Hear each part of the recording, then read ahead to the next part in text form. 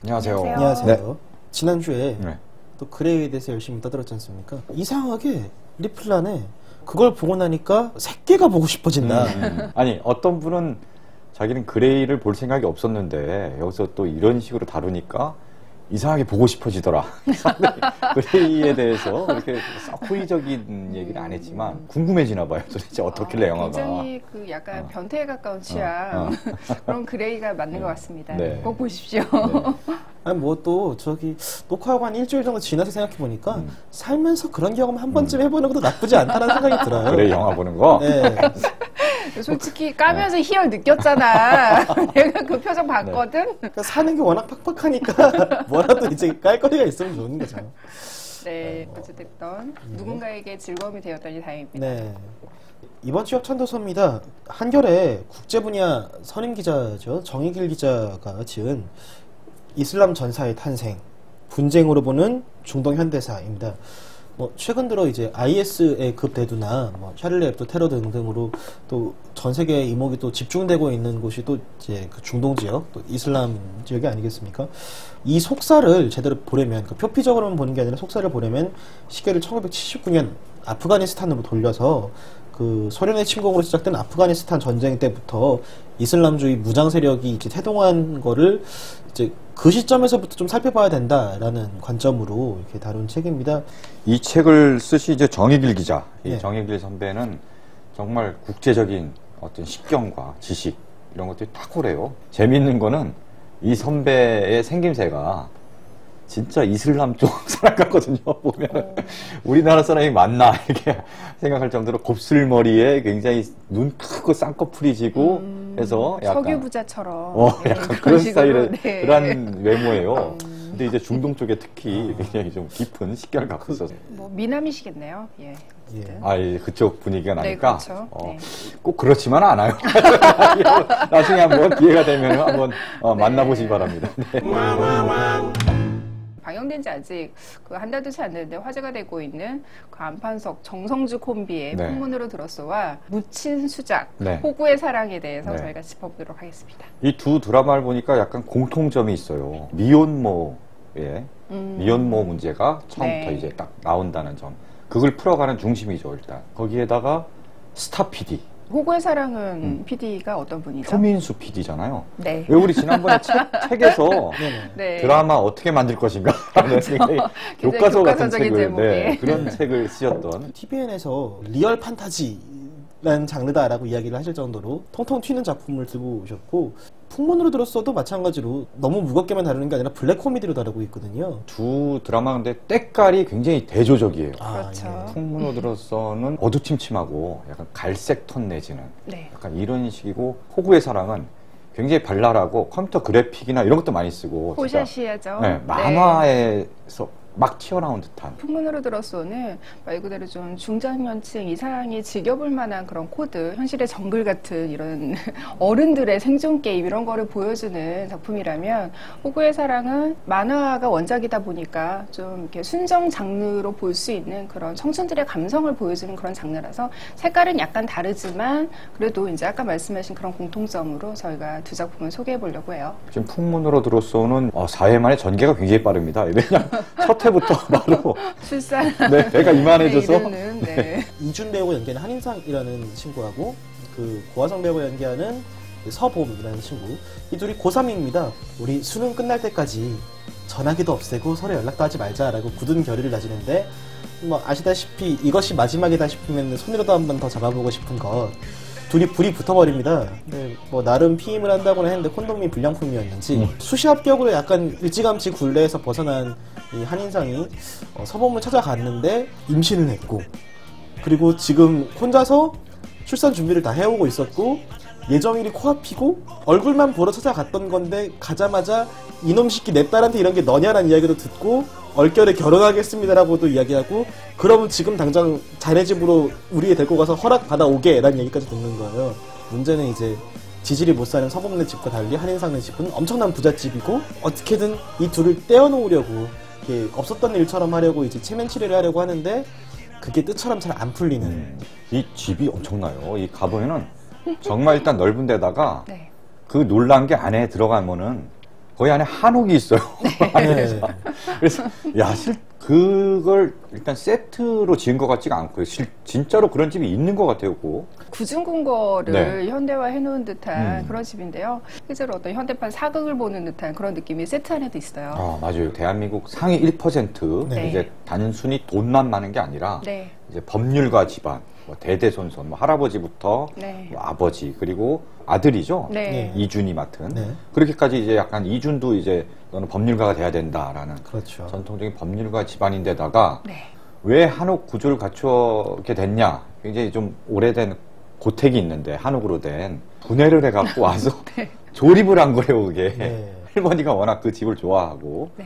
약간 전통과 이런 것도 중시하는. 단순히 이제 잘 나가는 변호사 수준이 아니라 대한민국 정계를 쥐락펴락하는 로펌에 극중에서는 이제 법무법인 한송 이렇게 나오는데 뭐 누가 봐도 김앤장으로 보이는 네, 네. 그런 어떤 그 로펌의 대표로 나오는 거죠. 너는 할아버지가 그랬던 것처럼 이런 법률가가 돼야 되라고 계속 세뇌를 하고 있었는데 알고 봤더니 이 자식이 이제 바깥에서 애를 만들어 왔으니 정말 완벽한 계획과 그 상류층 귀족으로서의 삶을 유지하기 위한 완벽한 플랜을 짜놓은 네, 네. 그런 세계인데 네. 웬 짱돌 같은 계집애 하나가 툭 던져져서 그 집안에 정말 풍파를 일으키는 네. 그런 소동극 같은 그런 드라마라서요. 이렇게 집에 인사하러 온 날 그날 양수가 터져서 그 집에서 애를 낳고 그렇죠.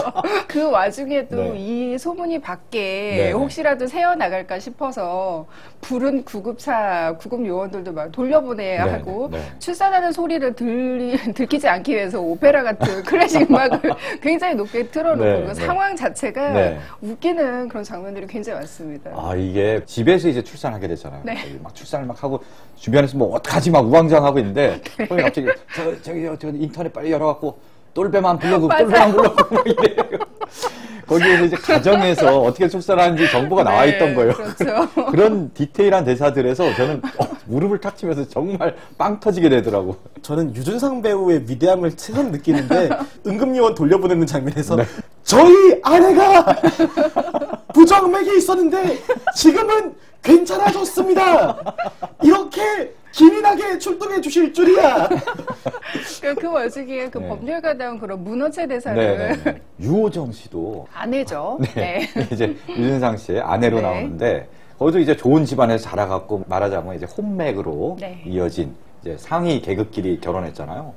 뭔가 조신한 듯하면서도 어느 순간 욱 해갖고 서범한테 막 소리를 막 지르고 그렇죠. 막 흥분하거든요. 근데 옆에서 비서가 와서 말리고 오히려 서범이 들어갔을 때 부모들은 굉장히 엄한데 하인들이 약간씩 도와주고. 정성주 작가의 세계는 되게 그 계급, 상위 계급도 그렇고, 계급이 굉장히 디테일하게 나눠져 있어요. 그러니까 거기에서 이제 상위 1%의 생활을 보여주기 위해서 유준상과 그런 친구들이, 동창들이 또 학연으로 맺어진 어떤 커뮤니티, 이너 커뮤니티가 또 나오는데, 그 사람들 안에서도 또 나름대로 계급이 또 정해져 있어요. 백지연 씨가 거기 그렇죠. 나오고 장호일 씨, 네. 우기로비로 했던 나름 연기를 괜찮게 하더라고. 또 나쁘지 않게 하더라고. 또. 그 그렇죠. 아침 자본 드라마에서 씨가- 갈고 닦은 실력이. 네. 그 친구들도 가만히 보면은 유준상과 그 유호정이 거기서 너무나 완벽한 역사와 이런 거를 갖춘 귀족 집안이기 때문에 은근히 자신들은 이제 컴플렉스 같은 게 있어요. 이 집안의 저런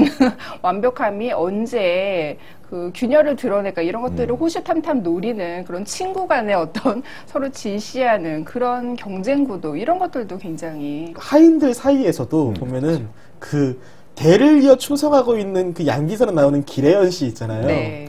아, 그 정말 어떤 전작 밀회에서도 예.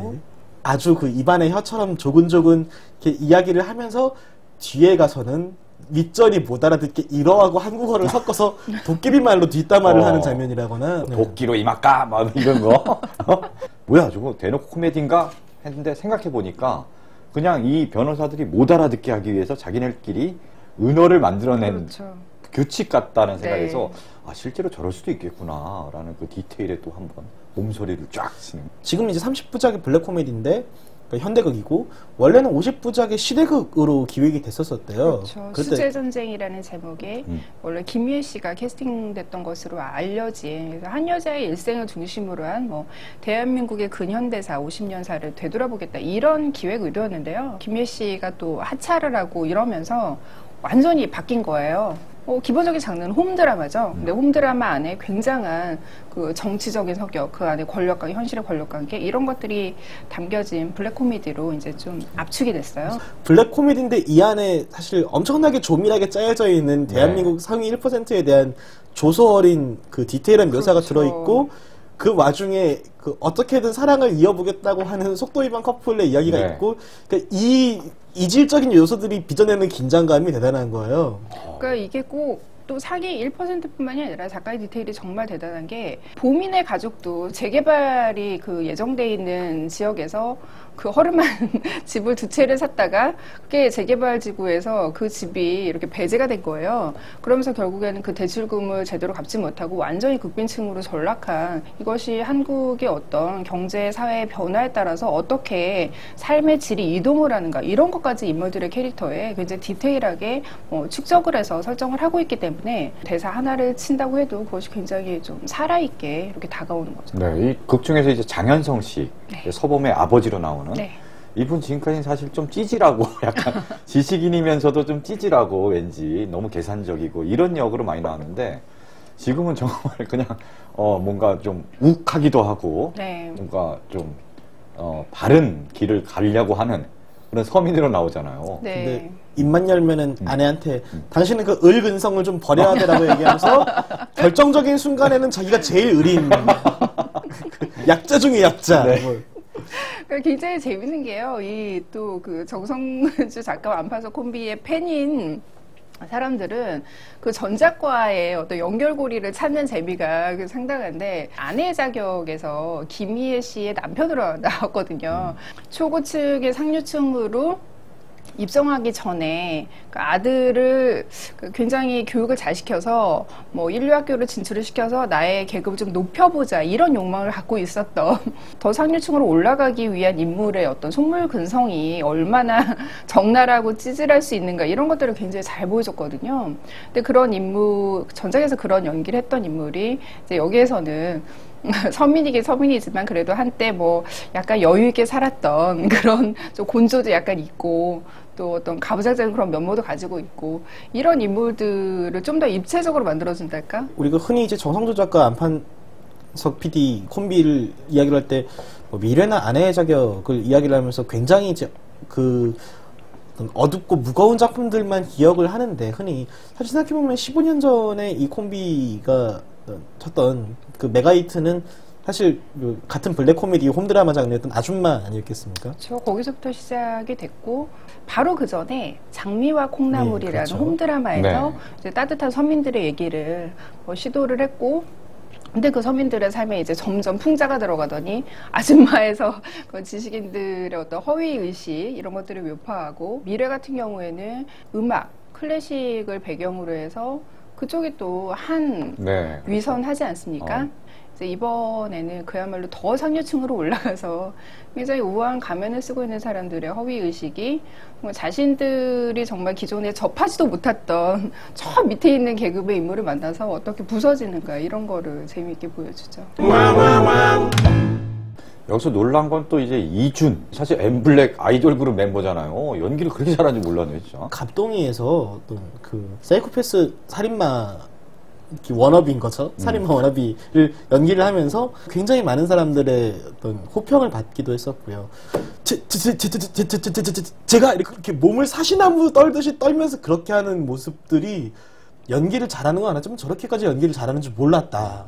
사실 갑동이에서도 칭찬을 많이 듣긴 했지만 나 이 정도면 연기 좀 하는 사람이야 라는 거를 좀 알고 하는 연기 같다 그런 평을 받았는데, 이 작품에서 좀 한 단계 더 그 자신의 틀을 깬 연기를 진짜 보여주는 것 같아요. 예비장모 찾아가가지고 이제 그 비는 장면 있잖아요. 제가 과외빨로 여기까지 온 그런 놈이지만 보미를 만나고 사랑한 거는 누가 시켜서 한 게 아니라 오로지 제 몸과 마음으로 결정한 겁니다. 믿어주십시오라고 하는데, 이때까지는 보지 못했던 어떤 그 경지에 진솔한 찌질함. 고화성, 이준 둘이 키스를 해도 전혀 로맨틱하지가 않고 둘이 굉장히 좀 어설퍼 보이고 굉장히 네. 마음만 앞서고 안쓰러워 보이죠? 그렇죠. 쟤네들 어떻게 해야 되나 이런 막 부모의 둘이서 심정. 우는데도 굉장히 찌질하게 울어요 진짜 둘이. 그러니까 어쩔까, 둘이 쟤네들. 굉장히 웃긴 게 어. 처음 그런 이제 역사를 치르게 된 순간도 서로 문을 열어두고 사이에 두고 나 내가 자신 없어서 그래. 나도 내가 무서워서 그래. 서로 그러니까 굉장히 자신을 통제하지 못하는 10대들의 그런 막막함. 그러면서도 굉장히 그거를 또 그 문 안을 이렇게 깨서 선을 넘어서 들어가고 싶어하는 어떤 10대들의 그런 열정 네. 이런 거를 너무 잘 보여주는 것 같아요. 또 바깥 저쪽에서 이제 사람 말소리를 들으니까 문을 확 닫으려 그러면 발을 넣어서 어떻게든 문 닫는 걸 막아버리는. 네. 사실 이 드라마는 정말 고화성의 드라마라고 할 수 있어요. 한편으로는 기존의 신데렐라 스토리라 하면 왕자님의 간택을 받아서 내가 이제 상류층에 당당하게 입성을 하는 건데 여기서는 말 그대로 이제 죄를 잔뜩 묻힌 채로 가서 그 식구들 상류층 시댁에 입장에서 보면은 자신의 집에 잔뜩 오물을 묻히고 다니는 그런 존재인 거잖아요.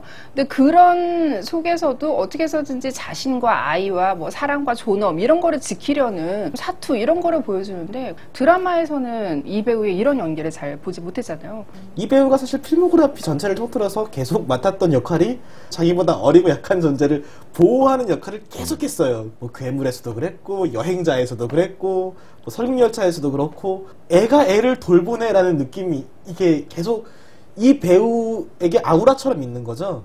근데 그 아우라가 그 정말 100% 활용된 작품이라는 생각이 들어요. 애가 애를 돌보네 수준이 아니라 애가 애를 낳았네의 경지로 가는 거니까. 그렇죠. 이게 사실 한 번 딱 보면은 드라마 스토리나 뭐 이게 확 빠져드는 스타일은 아니에요. 그런 거는 사실 막장 드라마가 이제 원래 한 번 봐도 그냥 굉장히 쉽게 스토리가 파악되고 네. 빠져들게 하는 그런 요소가 있는데 이거는 그런 스타일은 아닌데 보다 보면은 은근히 빠져들면서 나중엔 헤어나오지 못하게 되는 그런 드라마인 것 같아요. 오늘 사실 제 간식이 네. 저희가 계속 먹으면서도 영업이 안 했는데 여기 사실 이제 저희 담당 PD 그 아무래도 풍문으로 들었어보다는 이제 호구의 사랑을 더 감명 있게 보셨는지 사실 저는 청춘이에요. 풍문으로 들었어에서 굉장히 고급지게 이렇게 먹는 그런 장면도 많던데 그러니까 그걸 보고 좀 간식을 준비했으면 어땠을까 하는 생각이. 네. 호구의 사랑. 거기서는 유이가 이제 출연을 하죠. 네. 유이가 어디서 급이었죠? 애프터스쿨 애프터스쿨 맞아. 너무하신 거 아니에요? 음악 전문 기자면서. 그러니까 걸그룹에 약해 내가. 거짓말하지 마세요. 수영 선수, 네. 스타 수영 선수로 이제 출연을 하고 네.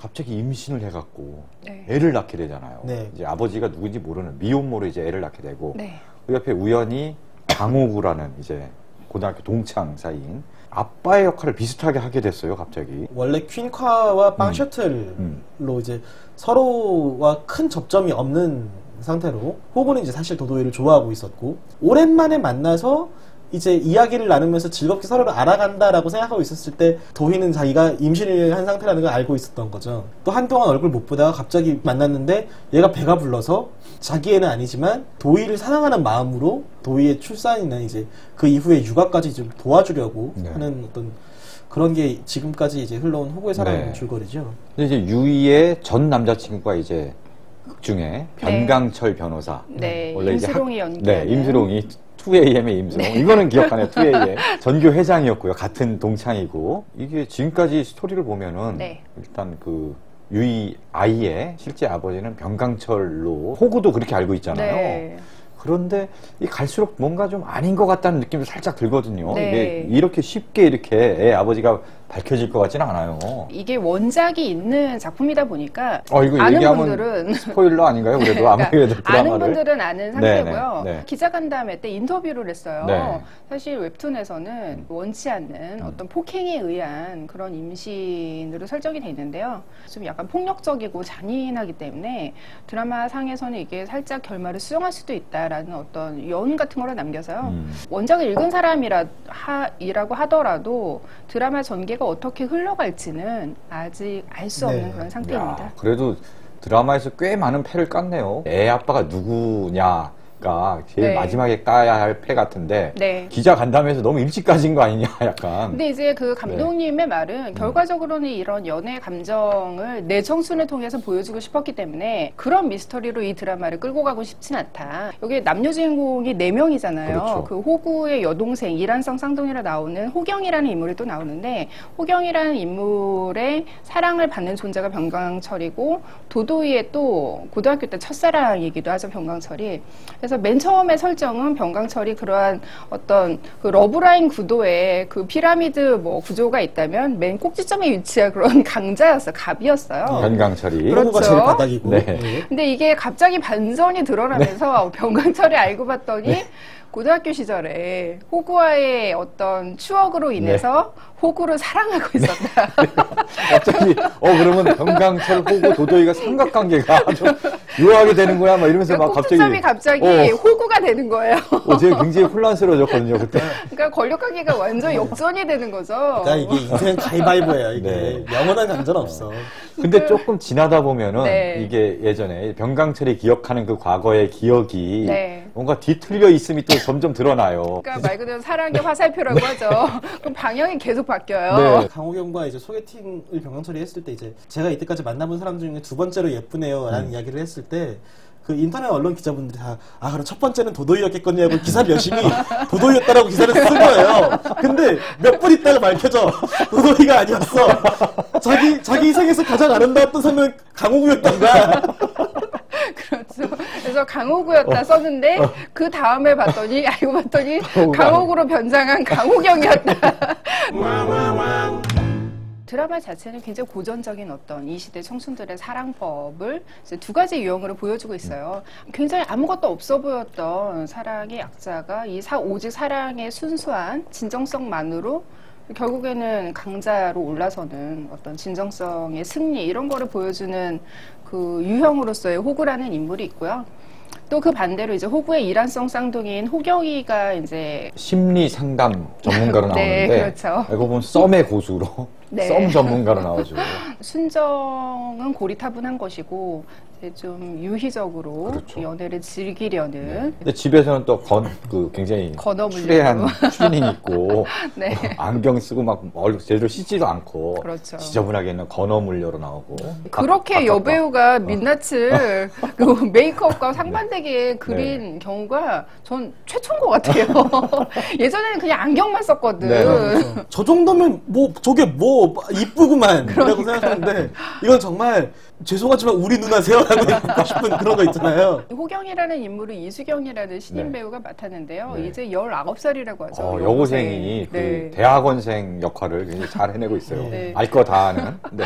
우리가 아까 풍문으로 들었어요에서 고화성의 연기를 극찬을 했는데 네. 이 작품에서는 가장 어린 이 이수경이라는 네. 신인 배우의 연기에 좀 주목할 필요가 있어요. 근래 이렇게 잘하는 신인을 본 적이 없어요. 대단해요. 네. 근데 그 배우가 그 전에 제작 발표인가요? 네. 이때는 약간 무리를 일으켰다고 기사들이 많이 나오더라고요. 최유식에 대한 첫인상을 물어보는데 뭐 정말 호구 같았다라고 대답을 한다거나 네.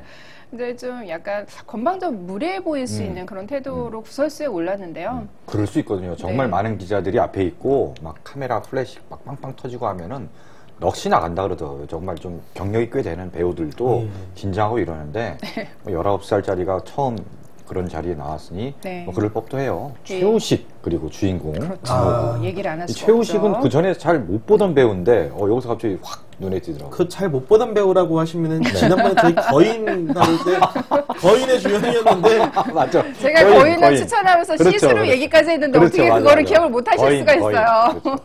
근데 일반 대중에겐 잘 이제 눈에 안 그렇죠. 띄었던 배우다. 네. 이런.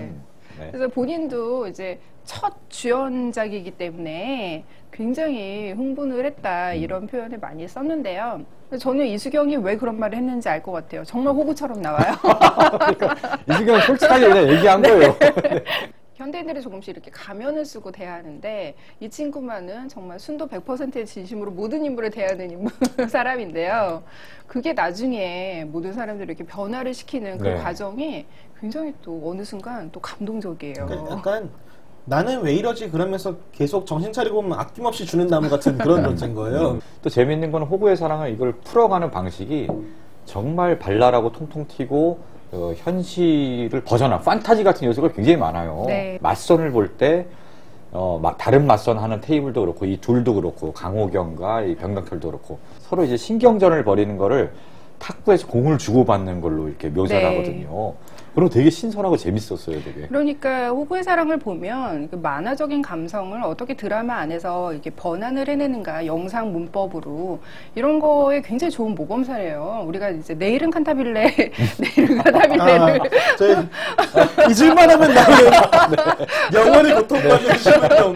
할 때 정말 만화의 그런 통통 튀는 감성을 네. 완전히 제거하고 네. 그 한국식 특유의 어떤 로맨스의 칙칙함만 남긴 드라마라고. 거기서 심은경이 연기하는 그 캐릭터만 톡 튀어서 더 욕을 얻어먹은 그런 작품으로 막 비난하지 않았습니까? 네. 호구의 사랑은 정말 좋은 예죠. 애기가 연기를 잘해요. 그러니까. 애기가 연기파야. 진짜. 왜냐 일반적으로 드라마에서 애기들이 등장할 때는 보통 진짜 깐단하게 신생아가 나와야 되는데 좀 큰 애들이 보통 많이 나오거든요. 예, 한 그렇죠. 머리털이 굉장히 수북한. 생후 한 4주는 된 애들이 나오잖아요, 네. 보통. 근데 여기서는 정말 진짜 막 정말 갓 태어난 애기는 아니지만 정말 신생아 막 나와서 얼마 안 된 애기가 이제 등장을 하고 네. 그런 애기들이 또 적재적소에 잘 땐 자고 그러니까. 웃을 땐 웃고 울 땐 울고 이거 연기를 또 잘해요. 요새 MTM에서 신생아 반도 돌려요? 처음에는 이제 호구의 사랑에서는 피임, 콘돔의 중요성을 굉장히 강조하잖아요. 그렇죠. 콘돔을 왜 안 싸? 이러면서 그게 하면서 진짜 알고 보면 네. 슬픈 페이크였다는 게 네. 드러나는데요. 그렇게 풍문으로 들었어요. 썼는데 불량이야. 그러니까 여기서 우리 중요한 교훈은 네. 일단 써야 된다. 이제 써야 되고 네. 쓸 때 이것이 제대로 작동하는 것이 맞는가 이제 잘. 그래서 불안하면 2개를 쓴다든지. 안 돼, 안 돼, 안 돼. 그거 안 돼? 안 돼, 안 돼. 겹쳐서 쓰면 안 돼? 오히려 마찰 때문에 오히려 더 찢어지기가 더 쉽고요. 아 그래요? 그러니까, 야 역시 전문가답구나. 그러니까 이게 그래서 우리가 설마 그렇게 써보신 건 아니죠? 아니에요. 아니 이거는 다 기본적인 성교육 같은 다 배우는 그래요? 거잖아요. 저 몰랐어요 진짜. 야, 아니 이게 그 90년대에도 이제 구성애 선생님께서 얼마나 열심히 미혼모를 다루잖아요, 둘 다. 네. 이제 서범과 그 한인상은 결혼을 하게 되긴 하지만 네. 그 전에 서범은 계속 이제 좌절당하니까 연락을 해도 답변이 없고 하다 보니까 내 혼자 그냥 나아야겠다. 이제 미혼모가 되는 길을 자처한 거죠. 네. 이 작품의 굉장히 뛰어난 모럴이 이준이 연기한 한인상이 그때 피임에 실패했고 여자친구가 지금 배가 잔뜩 불러 있다라는 상황을 알게 된 게 서울대 법대 수시 합격하고 그리고 정말 몇 개월 만에 이 여자친구를 다시 만나는 날 알게 된 거죠. 네. 근데 그날 바로 앞뒤 생각하는 거 없이 자기 미래고 나발이고 다 생각 없이 내가 사랑해서 한 일이니까 내가 책임을 져야 되는 거고 나는 저 사람 없는 삶을 상상할 수 없고 그러니까 어떻게 되건 간에 저 사람과 함께 살겠다라고 결심하고 결혼을 그 자리에서 얘기를 하거든요. 근데 사실 이게 현실 세계에서 이제 이런 그 원치 않는 임신을 알게 됐을 때 남자들이 흔히 저지르는 그러니까 보여주는 되게 그 비겁한 멘붕 내지는 회피. 그러니까 사실 뭐 그걸 이제 비겁하다고 얘기해도 애매하죠. 그러니까 그 상황을 딱 알게 됐을 때 받게 되는 멘붕이란 사실 장난이 아니니까. 근데 그럼에도 불구하고 그 자리에서 단호하게 그렇게 얘기를 한다는 게 굉장히 이 작품의 어떤 모랄이 아닌가라는 생각이 좀 들거든요. 호구의 사랑에서도 유이 이걸 지울까 말까 이렇게 처음에 고민도 하고 이러다가 나중에는 낳기로 작정을 했잖아요. 근데 이제 유이 같은 경우는 그 입양을 지금은 생각하고 있는 그런 단계죠. 네. 왜냐하면 이 서본 같은 경우는 사실 이제 비혼모의 결심을 하게 된 거는 일단 엄마와 아빠가 계세요. 근데 유이 같은 경우는 이 호구의 사랑에서는 이 도도이라는 캐릭터가 부모도 없고 친척도 없고 그리고 이제 수영 선수라는 어떤 커리어를 유지를 해나가기 위해서 이제 매스컴에 굉장히 주목을 받는 스타이기 때문에 이걸 철저하게 숨겼거든요. 임신과 출산 이런 거를 숨겨서 이제 그렇게 숨겨야지만 그리고 이 아이를 입양 보내는 선택을 불가피하게 할 수밖에 없는 그런 환경에 있어요. 이 여성으로서의 어떤 경력을 유지해 나가고 또 정말 가족이 없는 그런 상태이기 때문에 그래서 이게 단지 아이를 뭐 키운다 키우고 입양을 시킨다 이런 게 어떤 뭐 부도덕하고 뭐 비윤리적이고 이런 문제가 아니라 개인이 정말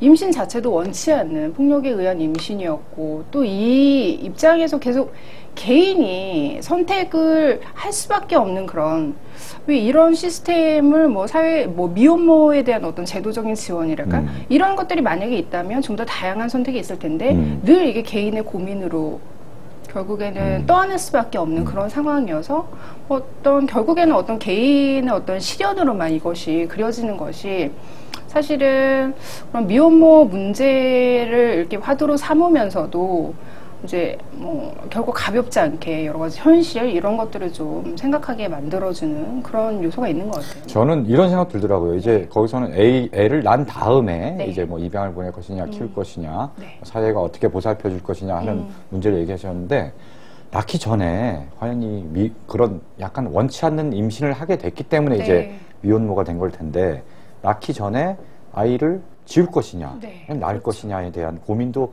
엄청날 거예요, 당사자들에게. 네. 그걸 과연 그걸 뭐 지웠다고 해서 이렇게 사회적 비난의 대상이 될 것이냐, 여기에 대한 고민도 상당히 해볼 수 있을 것 같아요. 반대하는 입장에서는 뭐 생명권을 이야기를 하지만은 이게 사실은 임신 과정과 출산 그리고 이제 양육을 거의 이제 온몸으로 이겨내야 되는 건 사실 여성이기 때문에 그렇죠. 여성의 자기결정권에 관련된 문제거든요. 사실 그래서 이거를 어떤 여성이 주체적으로 결정을 할 수 있느냐 없느냐가 또 여성인권의 어떤 수준을 가늠하는 지표이기도 한데 그게 제도적으로 보장이 되고 안 되고 이전에 인식상으로 그것을 마치 부도덕한 것처럼 이제 보는 시선들도 있으니까 제가 풍문으로들어서 약간 아쉬운 점은 서범이 그래서 결국 애를 혼자 낳겠다라고 결심을 하기까지 얼마나 많이 고심을 했을 것인가 부분이 좀 호구의 사랑에 비해서 좀 덜 나오잖아요.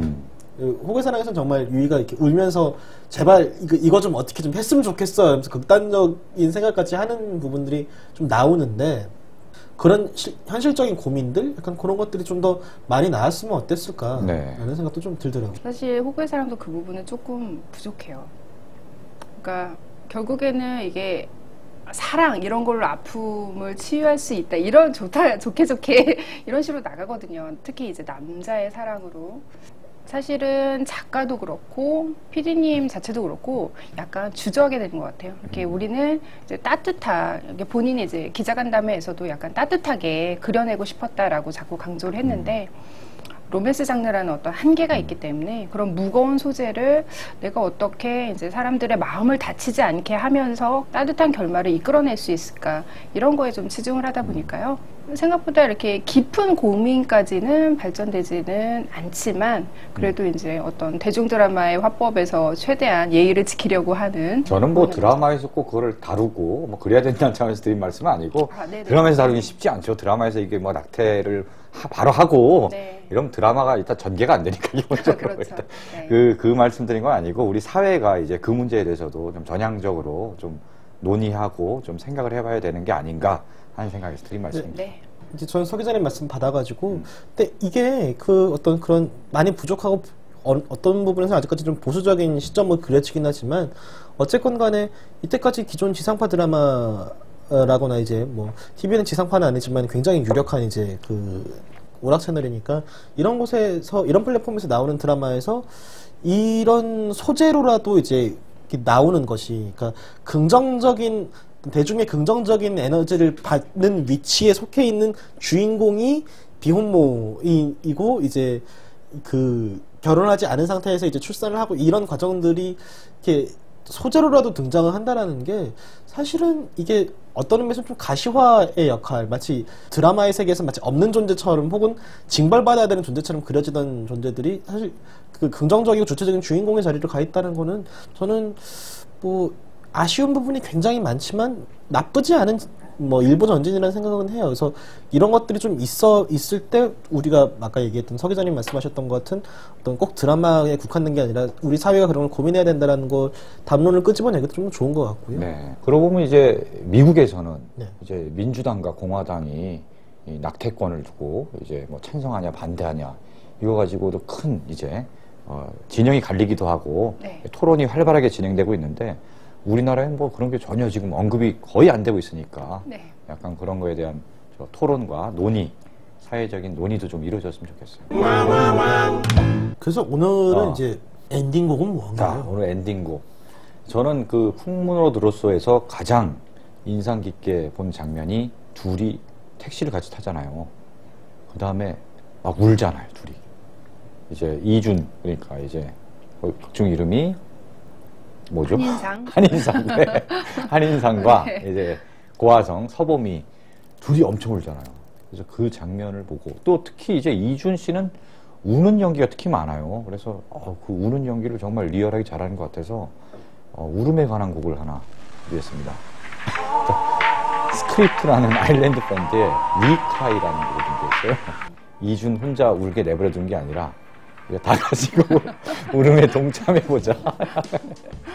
이 프로그램은 참 3년간 하면서 네. 느끼는 건데 네. 서경아님은 네. 언제나 어디로 헤매든 간에 어쨌건 간에 목적지로 돌아오는 능력만큼은 출중하세요. 네. 미터기 요금 많이 나오잖아. 제니라는 여자가 나옵니다. 제니라는 소년데 14살이에요. 가난한 소년데 굉장히 부자들의 세상에 살고 있어요. 14살에 애를 갖게 됐어요. 미혼모인 거죠. 애 이름을 자기는 그래도 태명을 이제 호프, 희망이라고 짓고 딸을 위해서 뭔가를 좀 더 해보려고 하는데 결국 좌절되고 애는 곧 태어나고 어떻게 할지 모른다. 쩔쩔매는 그런 가여운 미혼모 소녀의 얘기를 하면서 우리 다 같이 눈물을 흘리자 이런 내용이거든요. 이 노래 전체가 그래요. 이 처음에 제니 나오고 그 다음에 이제 무명음악가 얘기 나오고 그 다음에 또 정치가가 되고 싶어서 야심을 갖고 있었는데 결국 뭐 현실의 벽, 남성 이주의 세계 이렇게 부딪히고 하다 보니까 그냥 현실에 안존하고 그냥 어느새 평범한 주부로 살고 있구나. 약간 세상에 좌절되고 아파하는 사람들의 얘기를 쭉 하면서 우리 다 같이 울면서 이런 사람들을 좀 아파하고 뭐 이런 내용이거든요. 스크립트. 정말 약간 어떤 연극의 어떤 대본 같은 이런 노래들을 불러서 저는 굉장히 좋아합니다. 이 스크립트. 4월 15일 날 내한 공연도 하니까 관심 있는 분들 네. 좋은 노래가 많아요. 우리 원고에 네. 그 볼펜으로 급하게 네. 415라고 적어놓은 게 뭔가 있어.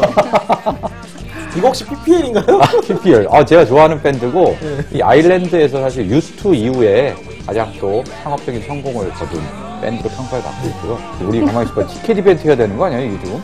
그러니까 일단 우리 먼저 보고 나서 이벤트를 가만있어. 이걸 일단 PPL 꼭 따오도록 하겠습니다. 꼭 따오도록 하겠습니다. 네, 성 기자님의 또 네. 능력을 보여주십시오. 네, 오늘 수고하셨습니다. 수고하셨습니다. 혹시 그 주변에 집에 닐슨이나 그 TNMS 그 조사 대상 가구 혹시 있으세요? 그 조사 가구 대상이라는 얘기를 주로 목동 한 번도 지역에 들어본 적이 있다고 없어요, 저는. 하던데. 그거를 어떻게 뽑는지 모르겠어. 그러니까 제 주변에 그거에 조사 대상 가구인 사람이 한 명도 없어서. 제가 한번 물어볼까요? 제가 아는 선배가 이제 닐슨 코리아에 다니는데. 아, 진짜? 도대체 이거 어떻게 하는 거냐. 그분을 한번 모셔서 그럼 시청률 특집으로 그러게요. 잉여싸움을. 그러게요. 그렇게 했다가는 잉여싸움 최저 시청률이 나올 것 같아요. 그러니까요. 그리고 애초에 시청률을 다루는 분이 인여사람만큼 조회수가 안 터지는 프로그램이 나올 리가 없어. 아마 풍문으로 들었어가 확 치고 올라가서 너무 막 1위를 하긴 쉽지 않겠지만 지금보다는 그래도 더 좋아질 가능성이 있잖아요. 근데 네, 시청률 풍문으로 추이가 들었으면 계속 올라갈 것 같고요. 풍문으로 들었어. 최근에 어쨌든 10%대를 돌파를 했으니까. 그리고 여기는 왜 8.7이라고 나왔습니까? 수도권은 10%가 돌파했는데 전국은 아직 10%를 돌파 못했고 이제 3회에 갑자기 확 내려왔잖아. 이때 가요 무대에서 이미자 특집. 가요 무대. 그 닐슨 코리아 다니는 선배가 그 얘기를 하더라고. 이 네. 가요 무대가 드라마를 다 이긴 저기가 뭐 엄청난 뉴스라고. 특히 이때는 특히 뭐 장사익 뭐 누가 나와갖고 맞아요, 장사익하고. 네, 특별히 더 화제를 모았기 때문에 평소보다 더 시청률이 높게 나와갖고 20%를 넘었대요. 네, 결국은 드라마를 다 꺾고 이렇게 된 건데 네. 앞으로 TV 시청률이라는 게 점점 더 이런 식으로 갈 거라는 거죠. 네, 정말 중장년층, 고정 시청자층 위주로 돌아갈 수밖에 없는 거고 다른 젊은 층은 기본적으로 TV를 안 본다는 거예요. 다 모바일로 보고. 특히 월화 드라마를 보면은 그 월요일에 이제 시청률이 좀 확 낮아지고 화요일에 이렇게 높아지는 그 특히 격차가 큰 드라마가 있어요.